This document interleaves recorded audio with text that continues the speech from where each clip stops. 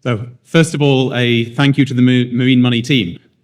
It's my first time at Marine Money in London, although I've joined many of their events in Asia and China over the past years. I lead McKinsey's shipping work here now, but I moved back last year after 20 years based in Asia. And so I spent a lot of time working in the Asian markets and with the Asian ship owners. So I look forward to getting to know all of you and the UK shipping community at this event. My topic's about where's the growth in shipping coming from. And you've heard from many economists already, so I'm going to try and take a little bit of a different lens to it. And we talk a lot about geopolitics and geopolitical kind of who's going to trade with whom, but there's not been a lot of facts around kind of, okay, how do you measure geopolitics? And so the McKinsey Global Institute has actually put some numbers against this, and I'm going to share with you who's trading with whom in terms of geopolitical distance. So my topic's growth, right? And first of all, if you look back, kind of growth has been reasonably strong in shipping. Tons is important, but kind of even more important is ton miles for shipping. And we've clearly had a good few years for ton miles, which has been caused by some of the geopolitical changes and geopolitical shocks. And as we look forward, I think trade in terms of tons is looking positive. The question is going to be, what is the implication in terms of ton miles? And I think, as many of the panelists have talked about, what's the impact of tariffs? We've actually typically seen that tariffs even lead to increases in ton miles because it changes trading patterns. The trade still happens, but people trade with others who are often further away, increasing ton miles and therefore helping shipping. It fragments supply chains and intermediate goods, further increasing demand for shipping. I think there's an unknown about Suez transits, as we just talked about. Clearly, that would be negative in terms of the ton miles and might lead to more of a normalization in many of the shipping markets. Some parts of manufacturing are struggling, but equally others are growing, right? And so we're seeing a shift in manufacturing. There's not necessarily a decrease overall. Countries are increasingly trading with people who are friends, and I'll show you some data on this shortly. And we've seen a big shift in the oil and the gas trades with the Russia-Ukraine conflict. We'll see how this pans out over the next years, but there could be a shift again in terms of who's trading with whom, which might decrease ton miles as well. And looking at Latin America, we increasingly see the Brazilian economies trading more broadly. And you'll see in a moment that kind of Brazil is right at the top in terms of the average distance which things are shipped. So, okay. So we're going to look at trade, and I'll show you in a minute what what the statistics show. But we spend a lot of time looking at who trades with whom and how's this trending. And what you see is that every region is critically dependent on other regions for imports of something. Right? No country can be self-sufficient or is even being close to self-sufficient. And so while things may shift, there's still demand for trade. And even with all the talk of decoupling and reshoring, there's no evidence of it in terms of the total trade volumes. It's just shifts about who moves where. So the metrics we look at in terms of measuring trade, the first one is how much do different countries and regions trade. The second is the physical distance which those goods move. And the third one is what we term the geopolitical distance. And that's the interesting twist we're bringing to it from the recent research. So in terms of who trades the most, the Southeast Asian economies, the ASEAN economies are right at the top. Very high level of trade intensity versus their GDP, with the Europe and the US towards the bottom. In terms of the, thank you. Okay, so I see it. There we go, okay. So we look at it in three ways, right? We look at it, who who's trading the most in terms of their GDP on the left. We look at how far are things moving, the geographic distance moved by trade in the middle. And we look at what we term geopolitical difference on the right. The middle chart shows you, on average, the goods which are traded, how far do they move? And you see Brazil right at the top. So the things Brazil is importing and exporting are, in general, moving further than, for example, Europe towards the bottom, where Europe's trading more with each other, so the average distance is lower. And the interesting one is the right-hand side, which we term the geopolitical distance of trade. So how do we measure this? Right? What we do is we look at geopolitical position, which is on the x-axis here. And we do that based off the voting record at the UN General Assembly. And that lets us cluster how close countries are to each other in terms of geopolitical positioning. And we put it on a scale of 0 to 10. Now, there's no value judgment here. We're not saying 10 is better than 0. We're just saying they are the most different.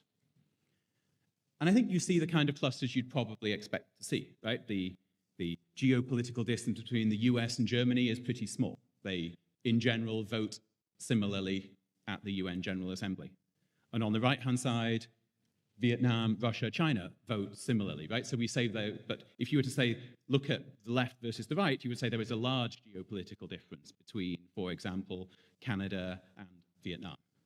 So we measure geopolitical distance between pairs of countries. And then on the vertical axis here, we look at on average, what's the geopolitical distance of their trade? And things below the line, basically they're trading mostly with friends. Right? They're trading more with countries with a similar geopolitical perspective. The ones above the line are actually trading with people with quite a different geopolitical distance. So you see Australia in the top left, for example, large amounts of trade, and not necessarily trading with people who are their friends. On the right-hand side, you see the big dot of China.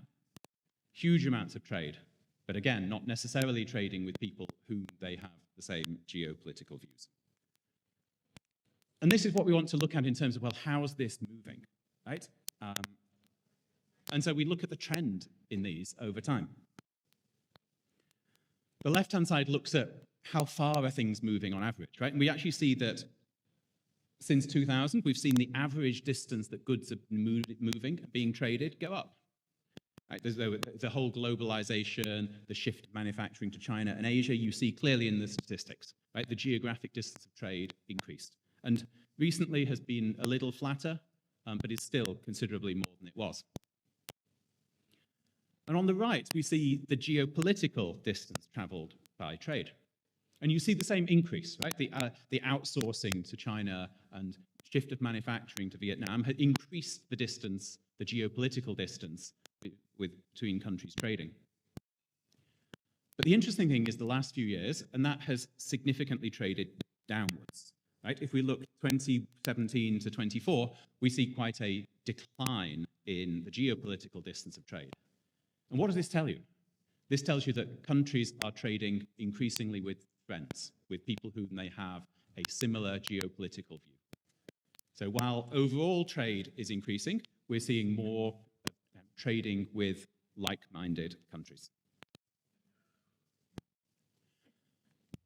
Part of the topic of my title of my speech was to look deeper at China and India, so I'm going to show you what those look like in particular. But just kind of looking at China first. This looks at the share of US imports coming from mainland China. That's the blue line on the page. And this tells you that, look, trade can shift, right? We saw the introduction of tariffs. We saw importers trying to diversify their supply chains. And you see it in the numbers, right? The change in manufactured goods imported went from 25% from China down to more like 15% from China today. So in terms of the actual goods being imported, you saw a decline. The black line on here, though, looks at where the value was added to those goods which the US is importing. And that hasn't moved. That still has remained at about 25% of the value added of US imports comes from China. So what's happening here? First of all, China's manufacturing has increased in value. Right? So it's been the lower value goods which have moved to other countries, but China is actually therefore now exporting higher value goods, and that shows in the share of value added. And it's also about the fragmentation of supply chains. So even goods which might be manufactured in Southeast Asia, many of the components and the value add is still actually being gained in China. So while the headline statistics can show you that, US is diversifying trade and the share from China is declining, if you actually look at the value added in the imports, it's still pretty flat, and the US is still importing the most value added from China. On the geopolitical distance, we look at kind of how China has been changing in terms of who it trades with. So, complicated chart. So let me just explain for a minute how to read it. The first one is the x-axis here is the geographical distance away from China. So Latin America is further away than Japan and Korea on the left-hand side. The vertical axis looks at the geopolitical difference. So as we talked about before, right, a high geopolitical difference is someone who votes very differently from China. So the US, Europe towards the top, and Russia towards the bottom, for example. So that looks at the geopolitical difference between trading partners. And then the color of the dot tells you whether it's increasing or decreasing over the last 8 years. And what you see very clearly is that the red dots are towards the top of the page. What does that tell you? That tells you that basically where there is a larger geopolitical difference, trade has actually been declining. And where there is a closer geopolitical difference, where they're closer with political views, trade has been increasing. So people are trading more with friends. Is this good for shipping or is this not good for shipping? Well, actually, it is good for shipping, right? Because the things further to the right, which is further geographical distance, there's actually some large blue dots there. So much more trade with Latin America, for example. There's more trade with ASEAN, more trade with Russia, less with Japan and South Korea, but overall, therefore, the ton miles are increasing. What does the same picture look like for India, which is the second country I was asked to look at in particular? It's much less clear, right? You see the red dots and the blue dots relatively dispersed, and so that tells you kind of, yes, there may be some changes in terms of who is India trading with, but in terms of the overall impact on trade and ton miles, relatively lesser impact. There's, of course, there's a large blue dot there of Russia, which has been the shift in the oil and gas imports and exports showing through in the information. So I couldn't talk about growth in shipping without also looking at new commodities as well. I think the last panel talked about some of this, but we do see a significant growth of new commodities likely to be shipped as well. The world is moving away from fossil fuels, the speed of which we will see in the next years, but there's a clear movement away from fossil fuels towards new sources of energy. And like fossil fuels, those new sources of energy will be produced in different places to where they're consumed. And so even in a new electrified and hydrogen world, the producers and the consumers won't be in the same place. And there will therefore be a continued role for us in shipping. And whether that's moved as liquefied hydrogen, as ammonia, in other forms, the need for the production of it through additional wind equipment, there's going to be opportunities in here for shipping. And I wanted to share one chart as well on some analysis we did together with the Hydrogen Council to just show the scale and sort of diversity of the opportunities here. The left-hand side of this looks at who we think is going to be producing hydrogen and its derivatives, right? It may be transported in a hydrogen form or it may be transported in other forms. Right? And we see a different set of producers to fossil fuels, but still quite a concentrated set of production. North America, Middle East, Australia, South America being large producers of hydrogen based off the relative cost competitiveness of the production. And if you look at the right-hand side, we see the consumers. right? Japan, South Korea are going to be very large importers of energy in hydrogen form. Europe is going to be a large importer. China probably imports as well. The interesting bit for us in shipping is this middle column here, right? How does it move? Some of it at the bottom will probably go in pipeline, we think, based off the distances. But lots of it will be converted into other forms needing shipping. Some get shipped as energy, whether it's in an ammonia form or a liquefied hydrogen form or a hydrogen carrier form, we'll still see based off the development of the technologies. A large proportion will be shipped in ammonia form, in our view. Some will be shipped in synthetic kerosene. Right? Aviation is going to need it for a long time yet, and it makes sense to transport it as kerosene. And the one piece of good news for the bulk, like we do see a growth in the intermediates, the HBI for steel manufacturing. So producing green steel where it can be developed with hydrogen and shipped in an intermediate form globally. So good news for all of us in terms of there's a continued demand for shipping and interesting diversification in terms of the types of cargo we may be carrying. So thank you. There's always excitement in shipping and opportunities. There's going to be geopolitical shifts on the horizon. We see countries trading more with their friends and likely to continue to do so, but that may be good news for us in terms of the impact of that on ton miles. And we do see opportunities abound in the energy transition. Thank you. There's a comment or a question, yeah?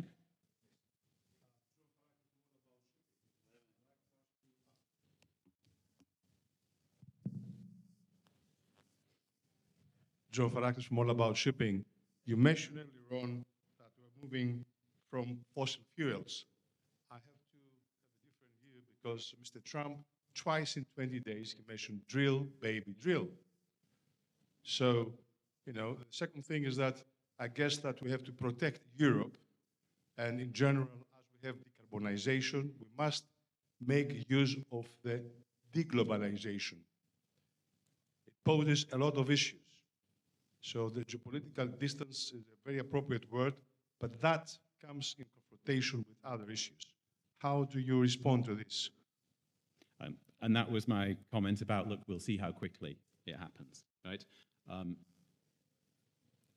I spent the last 13 years in China, right? Which is, people think about China as the home of coal-fired power plants, right? And all this dirty coal.